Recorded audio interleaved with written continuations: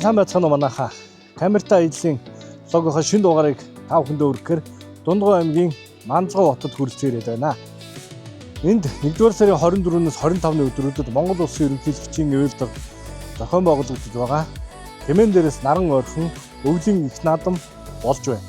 Энэ жилийн наадам нь Монгол уламжлал соёлыг хамгаалан хадгалах, тэмээний аж ахуйг сурталчлан хөгжүүлэх, өв уламжлал соёлыг олон нийтэд түгээн дэлгэрүүлэх зорилготой юм байна. Өвлийн их наадмыг нээж Монгол Улсын ерөнхийлөгч Ухнагийн хөрс үг хэлж оролцогчдод баяр хүргэлээ. Мөн энэ үеэр ерөнхийлөгч жил бүрийн 1-р сарын 24-ний энэ өдрийг Монгол тэмээний өдөр болгон тэмдэглэж байх тухай тунхагласан зарлалаа.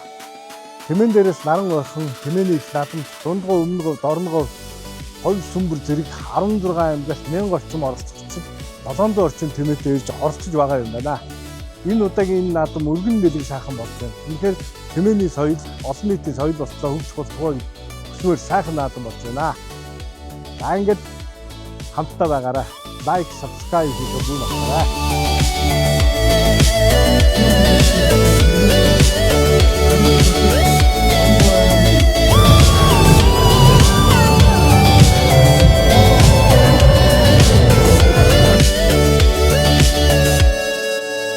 Одоо энэ ард харагдж байгаа энэ хэсэгт болохоор инг буур шилмэл өдр шилдгийг шалгаруулж байгаа юм байна.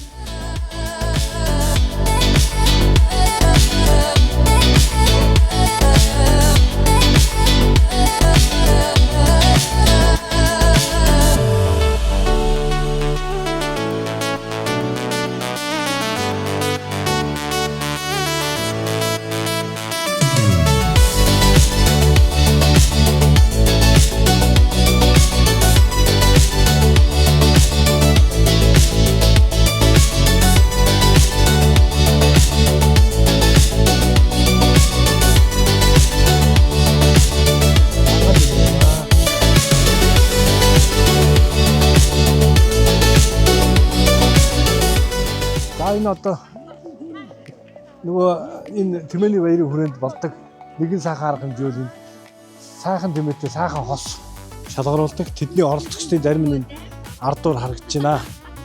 Сайхан хувцсан, тэмээгээрээ хослон, эдлэл хэрэглэн тэрэ бас өөрснөө бэлдээд оролцдог. Ийм сайхан уралдаан байдаг. Энэ тэмээний наадмын бас салшгүй нэг хэсэг нь айлтгүй сайхан хос шалгаруулах уралдаан байдаг.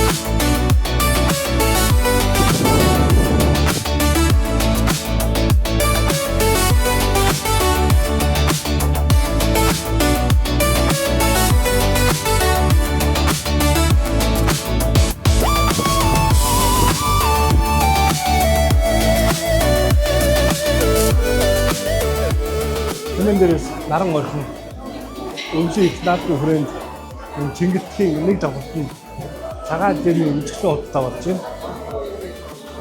Энэ дээр ирээд харахад жижиг дунд үйлдвэрлэл, өргөн үйлдвэрлэл айгүй гоё явж байгаа нь анзаарчихсан. Энэ бүтээгдэхүүнүүдийн чанар айгүй сайжирсан байна. Өнгө үзэл гоё болсон байна. Хэв загвартай болсон байна. Савлгаатай болсон байна. Зарж байгаа борлуулж байгаа хүмүүс нь маркетингтай ялдаг, хөөрдөг, танилцуулдаг гэх маш сайхан давуу талууд олон болж байна. Монгол гоё болоод байна. Хүн ард маань хөгжиж байна. Ичрус маань хөгжиж байна. Энэ бол давуу тал бий болж байна гэсэн үг ээ. өрхийн үйлдвэрлэл, жижиг дунд үйлдвэрлэл хөгжихийн одоо үндэс суурь нь ард иргэд өөрсдөө санаачлахтай байж бүтээгдэхүүнээ гаргаж ойр орчноор цаашлаад улс сум аймаг хороо эдрийг өөрсдийн бүтээгдэхүүнээр хангаад эхлэх гэдэг сайхан хэрэгээ. За энэ Camel гэдэг брэнд байна. Тэмээний сүүгээр хийсэн бүтээгдэхүүнүүд байна. Энэ юу нэ? Манготой ингэний суун да. Манготой ингэний суун да. Энэ хуурай сүү ах шиг байна. Тэнд хуурай сүү байна. Ингэний тарг гэж байна. Гой савлгаатай юм тий. Танаа хөгжүүлж байгаа брэнд үү тий? За. Амжилт хүсье. Гоё юм байна. Айргуу хон? Надад амсуулаач та жоохон. Тэмээний айргуу. Атоны сүүний гүүний айргуу юм тий. Одоо гүүгээ Сааж байгаа юм. Нэгийг өгчөж яах. Ийм олноор ингэхлээр ч бадрын шүү дээ. За ингээд гүүний айрг одоо сааж байгаа гэж шүү. Сайхан юм. Одоо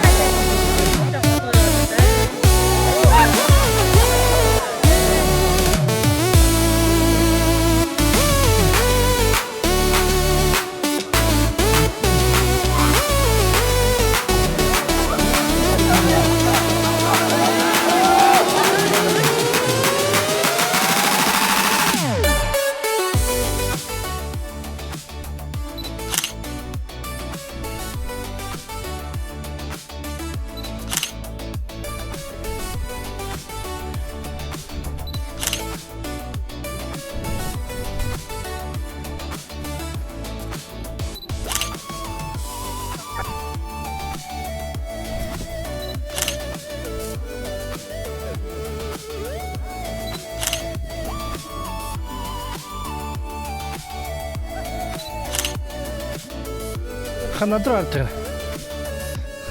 явж аа. Яг тэгээд чиптэй үтлээ.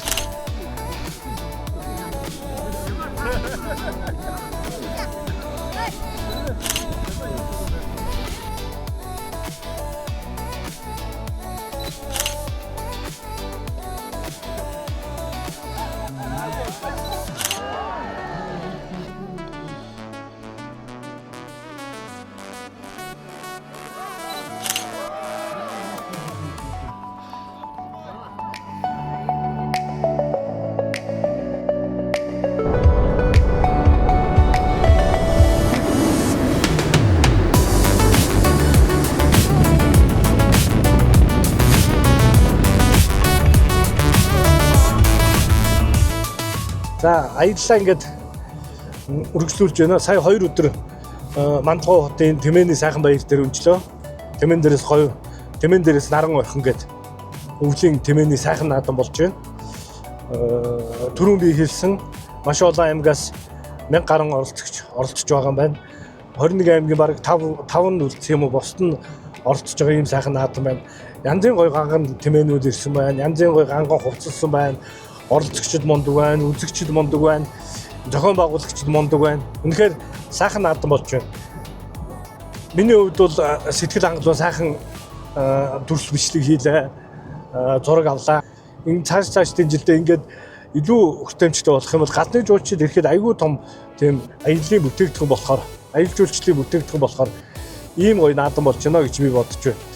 Мөн түүнээс гадна иймэрхүү төрлийн одоо жишээ нь Монгол зан заншлыг өвдүүлсэн, удамшлыг өвдүүлсэн, Монгол бахархлыг төрүүлсэн тэмцээн, уралдаан, наадмууд хийснээрээ орон нутгийн хүмүүс болон энэ оролцогчдыг, үзэгчдийг уламжлалын үед айгүй гоё хүмүүжүүлж байна гэж би бодож байна.